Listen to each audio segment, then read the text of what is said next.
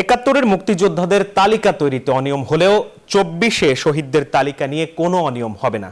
শনিবার দুপুরে রংপুরে এক অনুষ্ঠানে কথা বলেছেন অন্তর্বর্তী সরকারের সমাজ কল্যাণ উপদেষ্টা শারমিন এস মুর্শিদ। এ সময় জুলাই শহীদ স্মৃতি ফাউন্ডেশনের সাধারণ সম্পাদক সার্জিস আলম প্রশ্ন রাখেন, ৩ বিভাগ থেকে কি একজনও নেই যিনি মন্ত্রণালয় চালানোর যোগ্য? জুলাই স্মৃতি ফাউন্ডেশন শনিবার দুপুরে রংপুরে শিল্পকলা একাডেমিতে বৈষম্য বিরোধী ছাত্র আন্দোলনে নিহত পরিবারের মাঝে চেক বিতরণ করে। এ সময় জুলাই শহীদ স্মৃতি ফাউন্ডেশনের সাধারণ সম্পাদক জানান, শহীদ সব পরিবারকেই সহযোগিতা করা হবে। অন্তর্বর্তী সরকারের উপদেষ্টা পরিষদ নিয়ে ক্ষোভও প্রকাশ করেন তিনি। এই সরকারের দায়িত্ব এবং সরকারের পাশাপাশি বাংলাদেশের সকল মানুষদের দায়িত্ব এই শহীদ পরিবারদের পাশে দাঁড়ানো এবং আহতদের পাশে দাঁড়ানো।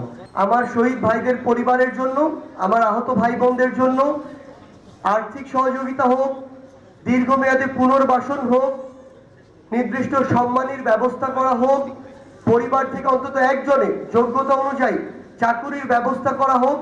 অনুষ্ঠানে যোগ দিয়ে অন্তর্বর্তী সরকারের ২ উপদেষ্টা জানান, ২৪-এর আন্দোলনে যারা শহীদ হয়েছেন তাদের প্রকৃত তালিকা করা হবে। উত্তরাঞ্চল থেকে উপদেষ্টা নিয়োগ নিয়ে আলোচনার জবাবও দেন তারা। ওই যে ১ লাখ মুক্তিযোদ্ধা আজকে হয়ে গেল ৩ লাখ, সেই অন্যায় আর হবে না। প্রতিটি মুক্তিযোদ্ধাকে আমরা চিহ্নিত করব, প্রতিটি আহত নিহতকে আমরা চিহ্নিত করব।